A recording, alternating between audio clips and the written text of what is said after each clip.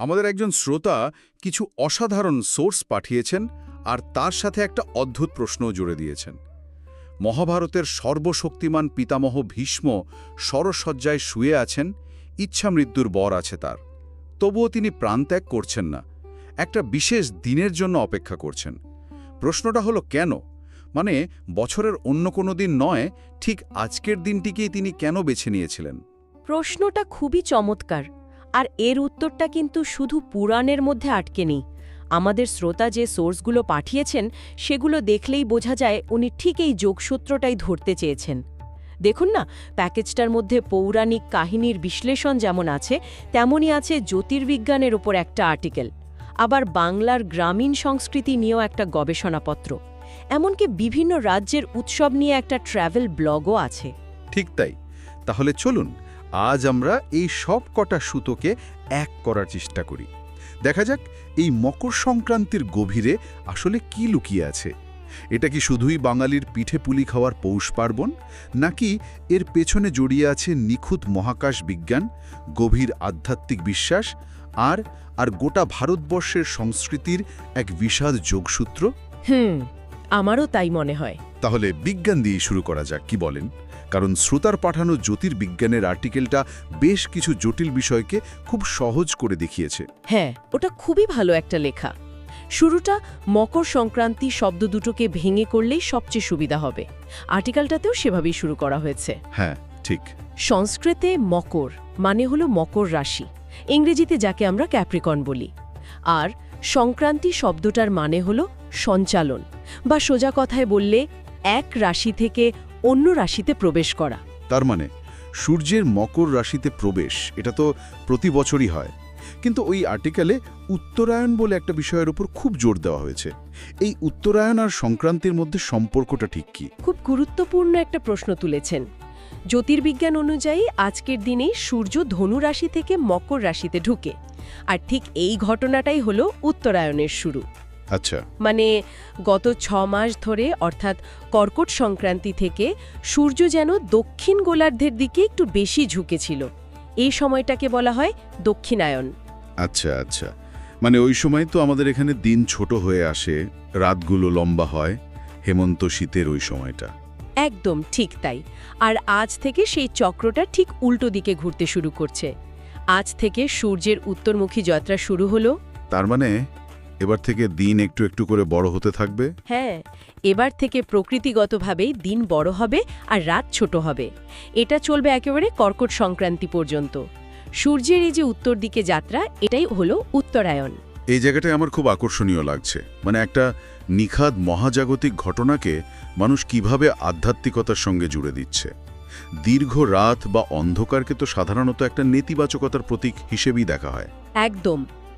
অন্ধকারকে অজ্ঞতা, জড়তা বা অশুভ শক্তির প্রতীক ধরা হয়, আর আলোকে ধরা হয় জ্ঞান, চেতনা এবং শুভ শক্তির প্রতীক। তাই উত্তরায়ণের শুরুকে আধ্যাত্মিকভাবে অন্ধকারের বিনাশ আর আলোর সময়ের প্রত্যাবর্তন বলে মনে করা হয়। তার মানে এটা একটা নতুন শুরু। হ্যাঁ, একটা পজিটিভ শক্তির জাগরণ।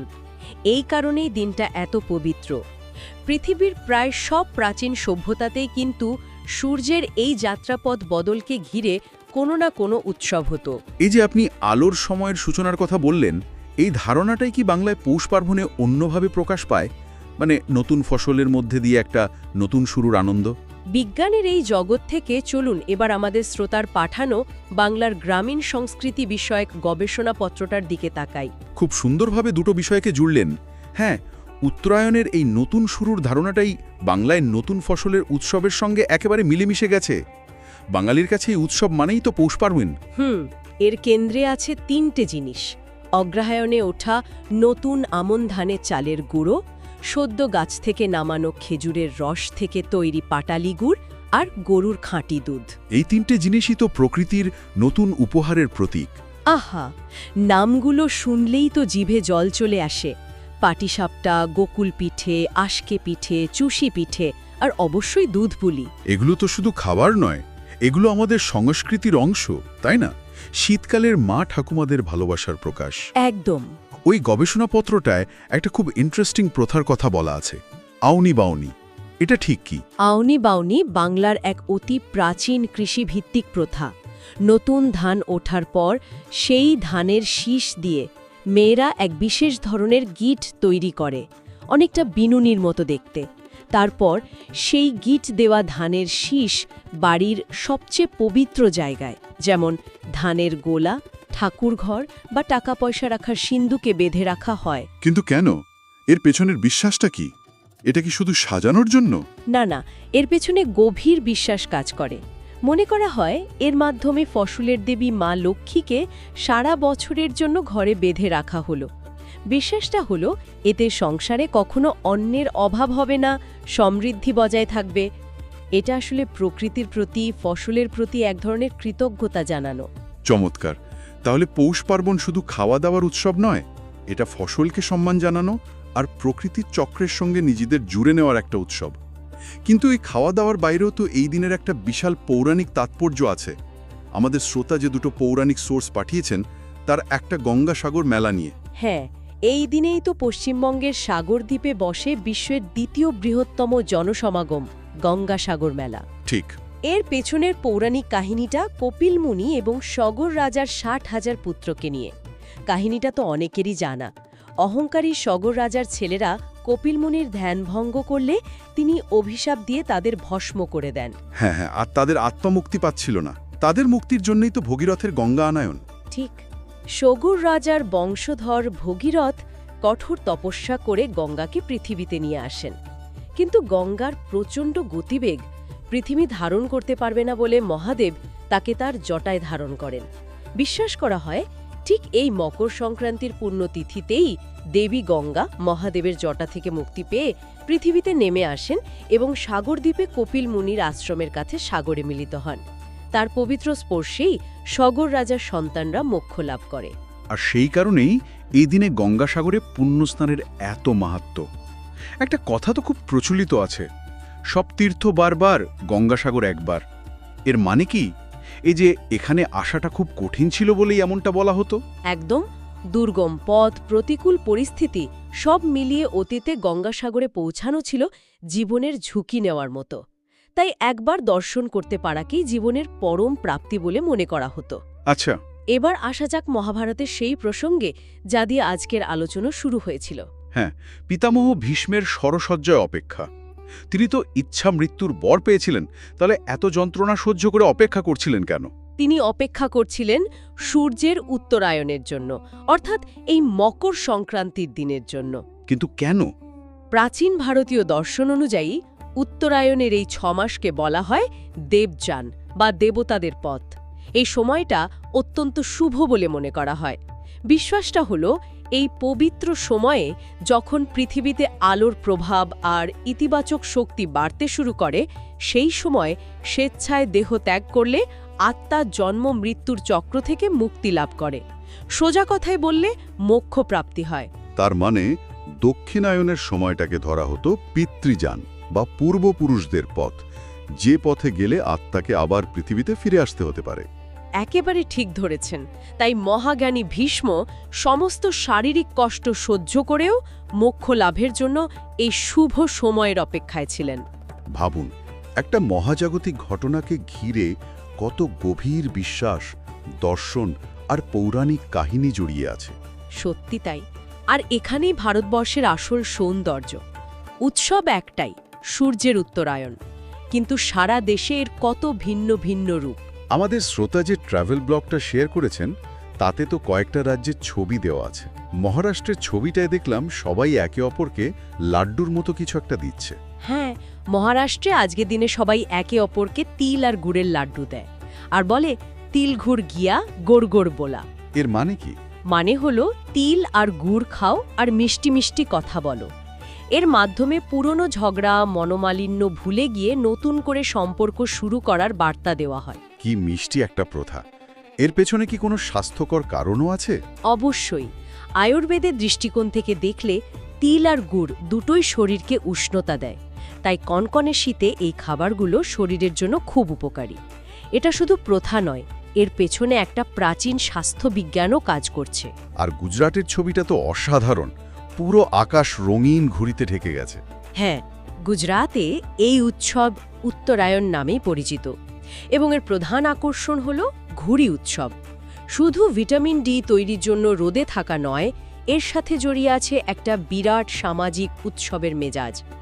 ছাদে ছাদে কাই পোছের চিৎকার, সারা দিন ধরে বন্ধুদের সাথে ঘুড়ি কাটাকাটির লড়াই, এটাও এই উৎসবের একটা বড় অংশ।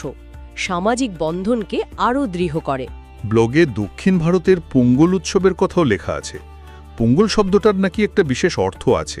পোঙ্গল শব্দের অর্থ হল উপচে পড়া। দক্ষিণ ভারতে, বিশেষ করে তামিলনাড়ুতে, এটা 4 দিন ধরে চলা একটা বড় ফসল কাটার উৎসব।